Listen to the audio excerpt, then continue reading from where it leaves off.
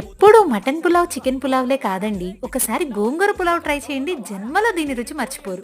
దీనికోసం ఒక కడాయిలో కొంచెం ఆయిల్ వేసి, బిర్యానీ దినుసులు వేసి, సన్నగా తరిగిన ఉల్లిపాయలు కూడా వేసి లైట్ బ్రౌన్ అయ్యేంత వరకు ఫ్రై చేయాలి. 2 స్పూన్ల అల్లం వెల్లుల్లి పేస్ట్ వేసి పచ్చి వాసన పోయేంత వరకు ఫ్రై చేయాలి.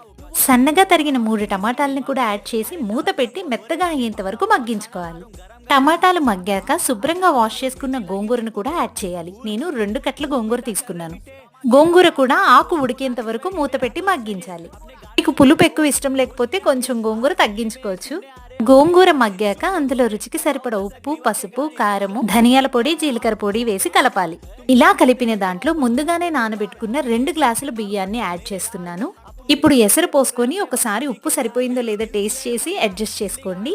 కేవలం 10 నిమిషాల్లో అన్నం ఉడికిపోతుంది. పైనుంచి కొత్తిమీరతో గార్నిష్ చేసుకొని సర్వ్ చేసుకుంటే టేస్టీ గోంగూర పులావ్ రెడీ.